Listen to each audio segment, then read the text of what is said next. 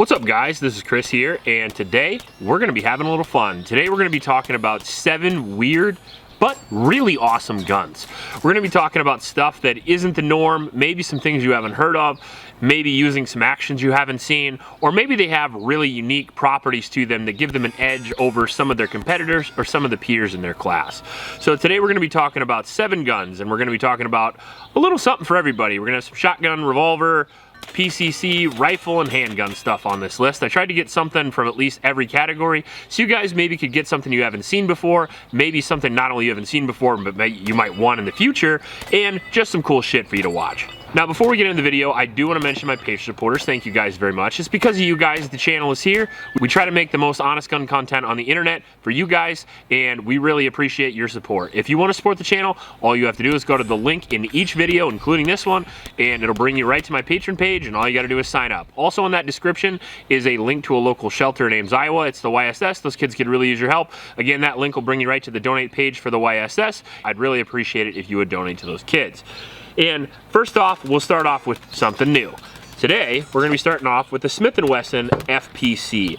It takes the M&P magazines, it has an M&P style grip with the new trigger in it, it has an M-LOK rail with a 16-inch barrel, it also has a stock that can take 2 magazines so you can hide your magazines in there, but it's a little weird because it does this. So this is the shining glory of the FPC here, and this is kind of a response to the new brace rules and things like that, trying to get people guns that are smaller that can get bigger. So I really like the FPC because it was reliable during the testing, it was accurate during the testing, it's very soft shooting, it takes magazines you already have, so you can run the old classic cowboy action where you can use the same round in your rifle as your pistol, you can use the same magazines, and that's very cool. So if you carry a Smith, you might want to have a Smith folding carbine.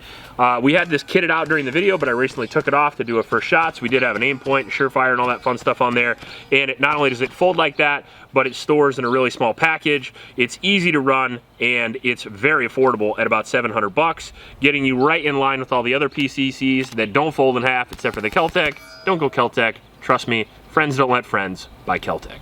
Now, let's go way up in the price point, and let's talk about this guy right here. Certainly one of the weirdest guns that have ever been made. And I'm lucky enough to own one of these. I know they're very rare. And if you've never heard of one, this is the Laugo Arms Alien Pistol. Now, this made quite a splash a few years ago, and as since there's going to be a Gen 2 at some point, hopefully I'll get my hands on it. I'm not sure how that's going. However, the Gen 1 is pretty freaking spectacular. Now, its claim to fame is it does in fact have the lowest bore axis in a semi-automatic pistol, as you can see right there.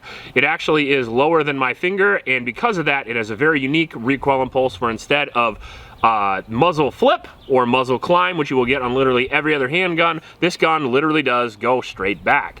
So it's a very unique impulse, and the way they do that is very unique as well. So as you can see on the top here, we have an optics rail which you can take on or off, and it won't change the 0 on your dot, which is pretty nice. You can switch to iron sights or a red dot and not have to worry about re-zeroing. The second thing that does is it keeps the included top rail flat, and that's not reciprocating. So the reciprocating mass is all right here. Very, very light, and it's only about half the slide, so you're going to feel a lot less mass going back and forth than you're normally accustomed to. We also have a gas system in this pistol by comparison to the standard Browning tilting action, and because of that, you're going to experience another weird recoil impulse, very similar to the HK Squeeze Cocker if it didn't have a slide going back and forth. It's kind of hard to explain. It's a very strange gun. And if that wasn't weird enough, the hammer in the pistol on the internals actually, instead of folding up to hit the trigger, it actually folds down to hit the trigger. So it's a very, very odd pistol. We also have a magwell. We have sort of a CZ style grip, which makes sense. Really interesting pistol, really fun, stupid fast, stupid accurate, but rare and very expensive, starting off at around $5,000. Now, the Laugo is technically a hammer-fired gun. It has a 17+1 magazine capacity, and it is about the same weight as a 2011, and it shoots about the same as well. Now, in at number 5, we have our big iron. We are going to be talking about the Space Revolver. This is a Korth NXS 8. This is a German-made 8-shot 357 revolver. This guy is quite the thing. We actually are almost done with the testing on this as well, and it has done a very, very good job in testing. Extremely accurate, extremely reliable, 6-inch barrel for the 357 Magnum, and there's your 8-shot cylinder there. Smoothest trigger you've ever felt in your life, and it doesn't look too bad either, as you can tell. It looks like something out of freaking Cowboy Bebop with the red dot on there, and you can actually put a light on this revolver, unlike most revolvers. Now, this is extremely expensive as well, but I did want to pop it in this video. Now, on top of having a full 6-inch barrel and getting that great sight radius, that one point of aim on the RMR makes this gun stupid accurate. We were hitting at 100 yards. That's very impressive. But if you're not running the dot, you also have adjustable rear target sight on there with a very fancy gold bead that works very well also. We have the target grip, which helps with accuracy, and it has a very unique action where you pop the cylinder open with this little button on the back here, which was unfamiliar to me, not like a Korth or Smith or a Ruger or anything like that, but it does work awesomely well. Now, we've got our double action trigger pull, which I'll show you here. Super smooth all the way around, all the way out, all the way back in, and then we'll give you the single, which is absolutely butter. That's like a sub 2-pound trigger pull, and if you can't hit something with this, you couldn't hit water if you fell out of a boat.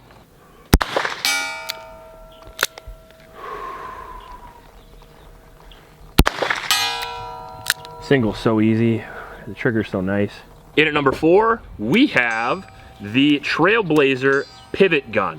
Now, this is another response to the brace issue, and the Trailblazer does this a little bit differently than the FPC. A little bit cooler, but a little more expensive too, in my personal opinion. So as you can see here, we have a little button there, and all we have to do is press this to the side, and spoiler alert, it pivots all the way around. So we go from a very small compact gun to a full 16-inch carbine in 9mm. And this also takes Glock mags. It has an extendable or retractable stock there, and it also carries an extra mag, not 2 like the Smith, but just the 1. We have a safety up here that's very low pro. We have a flat face gold trigger, and once you flip this out, you just put the magazine in, HK slap the charging handle, which I think is pretty awesome because they added an HK slap to it, and you are essentially good to go. 16-inch threaded barrel, comes with an M-lock rail, comes with a slot to put lights or a front sight if you so wish. You could put a rear sight in there. We're currently just rocking a super cheap SIG Romeo 5, and this gun was a full 1,000 rounds through the testing with not a single hiccup. It's very cool. It has a low recoil and pulse. It can take any of your Glock mags, and it shoots a 9mm cartridge, which is good indoors, and it's very good on the wallet as well. The only downside to this is they come in at a lot more expensive than the Smith at $17.95 MSRP. They are a little bit heavier as well because this is a full aluminum gun. Because of the way it pivots around, you can see it's very, very compact, and it will fit into a very small case, making it very awesome. Not only does it change shape, but it does the whole pivot thing, which is kind of fun, but again, very expensive. In at number 3, we have the Beretta PX4 Storm. Now, the Beretta PX4 Storm was a weird gun when it came out, and because of that, it's been in so many sci-fi movies, and honestly, I think it's super cool because of it, because it always looks like the future gun, even though it came out like 15 years ago now. It runs a very interesting rotating barrel action that allows it to be one of the softest recoil impulses of any handgun that you will fire. Not only that, but they're also pretty cheap as well, coming in at an MSRP of around $700, but I found them for like $450 because nobody really cares about them anymore for some reason. Even Ernest Langdon said that they're probably the most underrated pistol Beretta makes, and I would absolutely agree. Push come to shove, if I had to have one of those or an M9, it would be awful tough. That tells you how good they are. They're unique, they're really low recoil, they're accurate, they're reliable, and they're a polymer frame double single action pistol, so if you want to carry it appendix style, you have that long double action pull to protect your junk. And I like that a lot. I like the pistol a great deal, and I wanted to give it some love here on the channel because most people don't even know what the PX4 Storm is anymore, and I think that's sad. In at number 2, we have one of my favorite shotguns ever. And I've kind of featured it on the channel because I haven't really seen this on any other YouTube channel, and I love this gun. I got this gun in Missouri years ago, just randomly when me and my wife were passing through there, and ever since then, I have been holding on to this guy. This is the Charles Daly Chiappa Triple Threat. And as you can see right here, there's a reason why they call it the triple threat. This is actually a triple barreled shotgun. And in theory, it sounds like it wouldn't work at all, but in functionality, it actually works pretty well. You get all the reliability of the double barrel shotgun, but you actually get it with one more shot, which is kind of nice. Double barrel is very limiting to capacity, and I know one more doesn't seem like much more, but it is 50% more. Paul Harrell there. And we do have a fiber optic front with a very, very smooth action. It has a full walnut forend and stock that's very, very slick as well. You can also make it a little shorty if you want to. My favorite part about the gun is instead of having 1, 2, or potentially 3 triggers, because we have 3 barrels, we only have the 1 trigger. And I prefer that just because I don't like having to try to struggle to go between the 2 triggers in an emergency. That's just personal preference. I'm sure many people are good at it. The downside is you can't fire on both barrels at the same time, but other than a little bit of hillbilly fun, I've never had a reason to actually shoot more than 1 barrel at a time.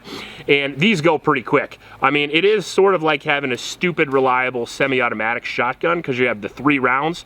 And I think 3 rounds not only is good enough for hunting, but I think it's pretty close to good for home defense. Personally, I would want more. But if you live in a state that limits you in capacity and you can't get, let's say, a pump or a semi-automatic, I think this is going to be 1 step above a double barrel in my opinion. And not only that, but it looks cool, and they're actually relatively available. Even though I've never seen one do a video on one, I've seen them in shops here or there, but they are expensive. So mine is actually a 20 gauge. It has an 18.5-inch barrel, and the MSRP on this guy is 2 G's, but I got it for about $1,600. So good luck finding one for cheap, but if you do, hold on to it, because it's fucking cool. And finally, in at number 1, a gun that you can't get anymore. At least I don't think you can. I think these were discontinued recently and it made me so sad. I wanted to put it on a video, so here you go. This is the BRNO PSD 7.5 FK field pistol. And if that's not a long enough name, it's got a pretty long freaking barrel too. This gun is an absolute hand cannon.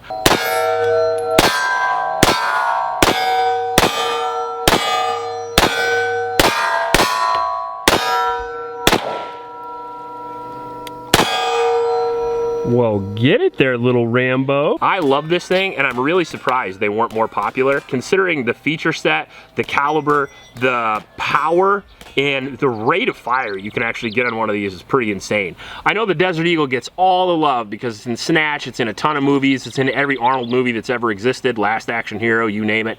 And this gun here brings arguably as much or more power to the table with the 7.5 round, which is kind of a bottlenecked small rifle round.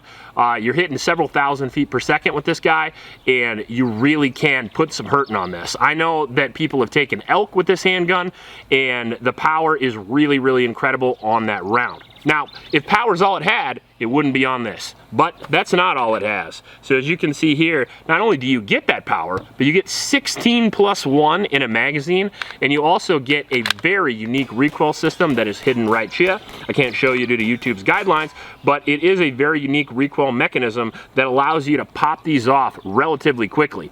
If you've shot a 44 Magnum and then you've shot this, this has 1/3 of the recoil with similar power, and that's pretty cool. And not only that, but you don't get 6 rounds, you get 17 and a super fast reload. It reloads just like any other semi-automatic pistol. So very fast, very controllable, very powerful, very rare, and very cool. When they came out, were around $1,600 to $2,000.